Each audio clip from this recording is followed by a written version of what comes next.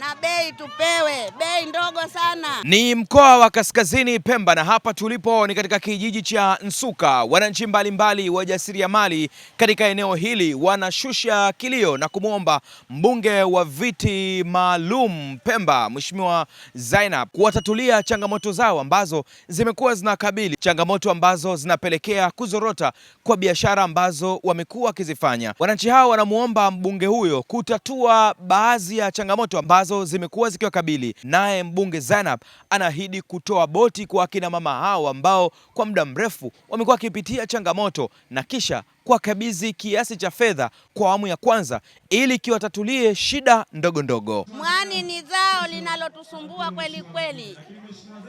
Zao letu hili la mwani twahitaji vifaa mbalimbali vya usafirishaji, utendaji wa kazi kama kamba, mataitai, vyombo vya kuchukulia mwani na ndio hivyo vyombo vya kuchukulia mwani. Wananchi wa Nsuka tunashukuru sana, na imani zetu zitakuwa tuko pamoja naye Mheshimiwa Zainabu, na vitakapoingia vitu hivi itakuwa tuko makini na kutenda kazi zaidi kulikoni sasa hivi. Namna itakayosaidia kuzalisha ni tutakapopata vifaa bora zaidi vya kutendea kazi, kwa sababu hatuna vifaa vya kutendea kazi. Soko la mwani pia hatuna. Tunataka soko liwe karibu yetu, masoko yakiweko mbali na bei tupewe. Kwa usumbufu sana, kwa sababu vitendea kazi huwa ni kidogo, tunakuwa tunajituka kwa kichwa, lakini pia tunapokuja uza tunakuwa hela ni ndogo sana, lakini tunajitahidi hivyo hivyo. Tunamuomba tusaidie kwa ajili ya kuwa kazi ya mwani kwanza ni kazi mzito, kazi ngumu, alafu tunakofunga mwani ni mbali sana, vibebe vya kuchukulia mwani bondeni kule mpaka tukafika juu ni sehemu mbali sana. Kwa hiyo tuwabeba kwa kichwa, na tukifika hapo juu tunataka tubebe tena kuleta majumbani kuanika, pia ni mtihani. Sasa tunaomba kama vibebea mwani vya kutoka bondeni kule, kama vihori, tunaomba kamba, taitai, na pia ikiwezekana mtuombee ili bei ya mwani ipandishwe kwa ajili ya kuwa yanunuliwa kilo shilingi 1000, na kila kitu ni kitu ambacho kwa tunanunua. Kwa hiyo haitoshelezi mahitaji kwa shilingi 1000 kwa kila.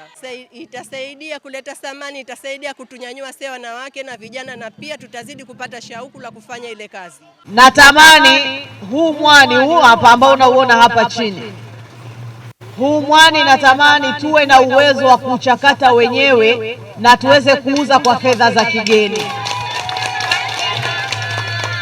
Natamani huu mwani tuweze kupata vifungashio vya kisasa ili tuweze kushindana kwenye soko la kimataifa.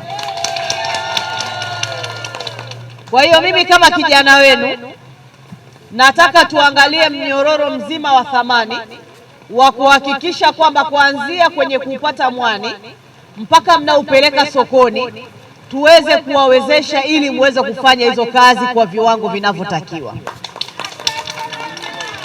Kwa hiyo kwanza kitu ambacho naenda kukifanya, bahati nzuri nimeshapata mfadhili, nataka niwaletee boti ya kisasa ya kulima mwani ili muweze kulima mwani kwa kisasa. Lakini la pili, nitawaletea mtaalamu aje awape mafunzo kwa ajili ya kufungasha packaging ya mwani, muweze kuifungasha kisasa. La tatu, swala la mtaji. Mmeniambia kwanza mnahitaji mashine. Mimi naondoka hapa kwenda kuwatafutia mashine ya kuchakata mwani. Lakini la pili, najua mmepambana, mmeanza na mtaji wenu wenyewe. Naomba hapa leo nikabidhi shilingi milioni 1 ili wasaidie kwenye